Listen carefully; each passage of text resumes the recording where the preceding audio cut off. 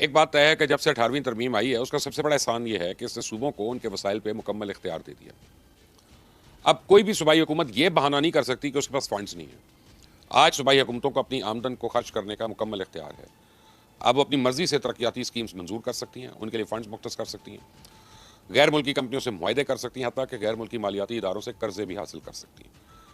किसी यानी किस मंसूबे को कितने साल में मुकम्मल करना है और एक साल पर इस पर कितना खर्च करना है, ये तमाम फैसले करना अब सूबाई हुकूमत का अपना काम है। इसके बावजूद अब अगर कोई सूबा तरक्की की दौड़ में पीछे रह गया तो फिर इसका जिम्मेदार कोई और नहीं है, बल्कि सिर्फ और सिर्फ वो सूबाई हुकूमत है।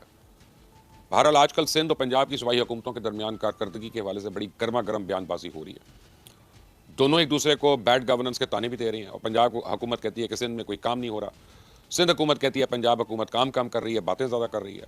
मैं पिछले कई रोज़ से नेशनल मीडिया का ये न्यूज़ फ्लो देख रहा हूँ और मुझे अफसोस भी इस बात है कि इस मामले में मीडिया भी जल्दी पर तेल डालने का काम कर रहा है। अच्छे सहाफ़ी का एक काम है कि वो हुकूमत के ऊपर तनकीद ज़रूर करता है, खुल कर तनकीद करता है, लेकिन अगर कोई अच्छा काम हो रहा हो तो उसकी निशानदेही भी करना या उसको मानना भी, ये भी लोगों के लिए एक अमानत है और ये भी हमें करना है। बहरहाल अब सिंध और पंजाब हुकूमत में कौन बेहतर परफॉर्म कर रहा है, तो फिर कसौटी तो ये होनी चाहिए कि दोनों सूबों ने या उनकी हुकूमतों ने अब तक कौन से अवामी मनसूबे लॉन्च किए हैं। उनमें से कितने ऐसे मंसूबे हैं जो वाकई मुकर्ररा वक्त में मुकम्मल हो गए हैं और कितने ऐसे हैं जिनका सिर्फ ऐलान किया गया लेकिन इन पर अभी तक कोई काम नहीं हो सका। तो आज के इस वीलॉग में इस कसौटी पर सिंध और पंजाब हुकूमत की कारकर्दगी को परखेंगे ताकि ये फैसला हो सके कि कौन काम कर रहा है और कौन सिर्फ बातों और नारों से टरखा रहा है। तो चलते हैं, पहले पंजाब हुकूमत की कारकर्दगी को सेक्टर वाइज देख लेते हैं कि उन्होंने कौन कौन से सेक्टर में कितने मंसूबे लॉन्च किए हैं और इस वक्त इनका स्टेटस क्या है। तो अगर इंफ्रास्ट्रक्चर और डेवलपमेंट को देखें तो मरियम नवाज की पंजाब हुकूमत ने अब तक 8 बड़े प्रोजेक्ट शुरू किए हैं। इनमें सबसे बड़ा मंसूबा तो सड़कों की तामीर है, जिसके तहत सूबे में हज़ारों किलोमीटर की तवील सड़कें तामील हो रही हैं और इस मंसूबे को सड़कें बहाल पंजाब खुशहाल का नाम दिया गया। अब मैं आपको बताऊं कि इसका मुझे ज़रा बैकग्राउंड पता है, क्योंकि मैं खुद पंजाब में CNW का और IT का वज़ीर रह चुका हूँ। तो जब मैं था 2008 में पंजाब का वज़ीर था CNW का, तो उस वक्त 68,000 किलोमीटर हाईवेज जो हैं वो या बनानी होती थी या मेंटेन करनी होती थी। तो आज उससे बहुत ज़्यादा तादाद हो गई है। अब पिछले कुछ साल में मुझे ये पता है कि 900 पुल बनाए गए हैं या ब्रिजेस बनाए गए हैं पंजाब के अंदर। ये छोटे बड़े पुलियाँ पुल आप देखते हैं लेकिन बनाने पड़ते हैं, वरना लोगों का राब्ता मुनक़ता हो जाता है। कोई 1100 या 1150 करीब बिल्डिंग्स बनाई गई हैं मुख्तलिफ पंजाब हुकूमत के तहत। ये बड़ा और कई बिल्डिंग्स हैं जिनकी एक्सटेंशन का काम किया गया, जैसे जिना अस्पताल की एक्सटेंशन जो है वो बहुत ही बड़ा काम था CNW का। बहरहाल पंजाब में ऐसे अब मॉडल विलेजेस भी बनाए जा रहे हैं जहाँ ज़िंदगी को तमाम बुनियादी सहूलियात दस्तियाब होंगी। तो मरियम नवाज़ ने आते ही रावी पुल की अपग्रेडेशन का ऐलान किया और अब यह मनसूबा रिकॉर्ड मुद्दत में मुकम्मल हो चुका है। रावी पुल का मनसूबा इंतहाई अहमियत का हामिल है।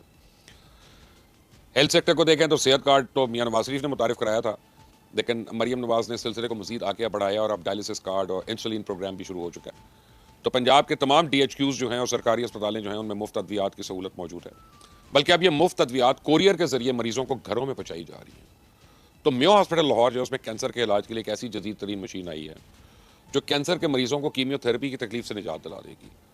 सूबे भर में कैंसर और दिल के अमराज के इलाज के लिए 3 बड़े अस्पताल ज़ेर तामीर हैं। तो एयर एम्बुलेंस शुरू हुई है, लेकिन एयर एम्बुलेंस जो है मुझे उस पर क्वेश्चन मार्क है, वो उस यानी फ्रीक्वेंसी से नहीं हो रही है जिससे होनी चाहिए, लेकिन बहरहाल उन्होंने इनिशिएटिव ज़रूर लिया। मैं अगर एजुकेशन सेक्टर देखूँ तो पंजाब में जो स्कीम्स मुतारिफ कराई गई हैं उन पर अमल दरामद हो रहा है। तलबा से E-बाइक्स का वादा पूरा किया गया, होनहार स्कॉलरशिप प्रोग्राम्स में लैपटॉप स्कीम पिछले कई साल से चल रही है। तो इसी तरह ज़रूरी तरक्की के लिए चीफ मिनिस्टर ने आते ही किसान कार्ड और लाइव स्टॉक कार्ड का इजरा किया। ग्रीन ट्रैक्टर स्कीम है, ज़रूरी ट्यूबवेल्स है, उनको सोलर पे शिफ्ट किया जा रहा है। ये बहुत बड़ा इनिशिएटिव है। मेरा अपना घर जो है वो सोलर एनर्जी पे चल रहा है, मुझे पता है उसका कितना फ़र्क पड़ रहा है मेरे बिजली के बिल में। और मैं कुछ महीने पहले मेरा बिल जो है वो 2.5 लाख रुपये आ रहा था महीने का, जब ACs वगैरह चल रहे थे, और अब -3,000 पे आया इस महीने। तो ये सोलर का फ़र्क पड़ रहा है, तो ये किसानों को डायरेक्ट फ़र्क पड़ेगा इसका। अब मॉडर्न ज़रूरी मशीनरी जो है उसके लिए किसानों को आसान कर्जे भी दिए जा रहे हैं। मैं समझता हूँ कि चीफ मिनिस्टर ने पंजाब की अगर सबसे ज़्यादा किसी शोबे में काम किया वो सोशल सेक्टर है। सोशल वेलफेयर के लिए पंजाब ने इंतहाई शानदार मनसूबे मुतारिफ कराए हैं जिन पर रिकॉर्ड मुद्दत में अमल दरामद भी यकीनी बनाया। हुकूमती इमदाद की तरसील को करप्शन फ्री करने के लिए Punjab socio economic registry programme के तहत पूरे सूबे में एक सर्वे किया जा रहा था ताकि ये पता चल सके कि कौन सा घराना हुकूमती इमदाद का वाकई मुस्तहिक है। पंजाब में निगहबान रमज़ान पैकेज मुस्तहिक अफराद को फराहम किया गया।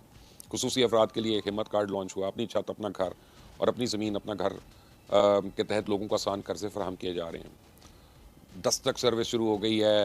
क्या कहते हैं, लाहौर में ना सिर्फ सहूलियात हैं, इससे आरास्ता मवेशी मंडी बन गई है, बल्कि टोरंटो मार्केट भी अपग्रेड हो रही है। एनवायरनमेंट चेंजेस इस वक्त हमारे लिए सबसे बड़ा चैलेंज है, लेकिन मुझे अफसोस से कहना पड़ रहा है कि माजी की किसी हुकूमत ने इस पर कोई भी काम नहीं किया। बहरहाल अब पंजाब गवर्नमेंट का जो है इस दौर में पहली बार इस मसले पे कोई काम शुरू हुआ।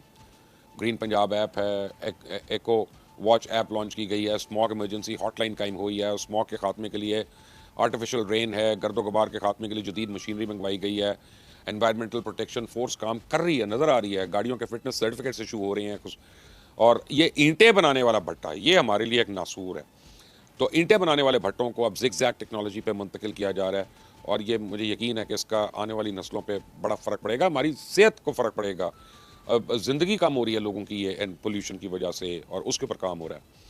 अब बारिश के पानी को, असल लड़ाई जो शुरू हुई सिंध और पंजाब की, वो इस इनिशिएटिव पे हुई थी कि बारिश के पानी को महफूज बनाने के लिए जो आबी ज़खायर हैं उनको तामीर किया जाए। तो पंजाब को प्लास्टिक फ्री बनाने की मुहिम भी बड़ी ज़ोरों शोर के साथ जारी है। अब ये लगती बड़ी छोटी सी चीज़ है, लेकिन प्लास्टिक फ्री पंजाब करना, मैं समझता हूँ अगर ये सिर्फ एक प्रोजेक्ट कोई हुकूमत कर ले, सूबाई हुकूमत, तो उसका नस्लों पे आसान होगा।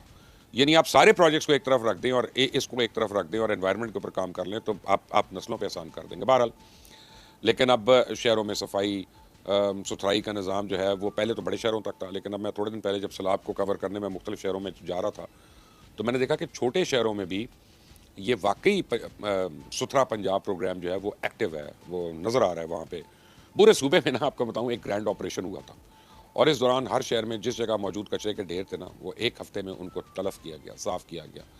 बहरहाल, कार्बन क्रेडिट प्रोग्राम के तहत लाहौर में महमूद बूटी लाहौर में कूड़े के पहाड़ को ना सिर्फ ग्रीन में कन्वर्ट कर दिया गया, बल्कि अब वो एक प्रॉफिटेबल बिजनेस में कन्वर्ट हो गया है।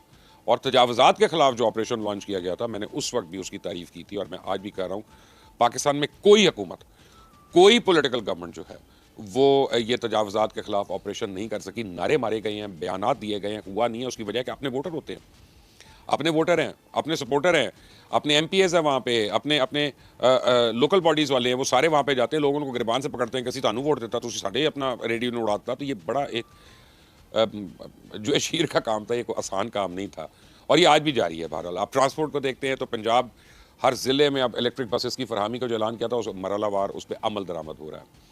ये इलेक्ट्रॉनिक बसें लाहौर के अलावा मियाँ वाली, DG खान, मुजफ्फरगढ़, हर जगह दौड़ रही हैं।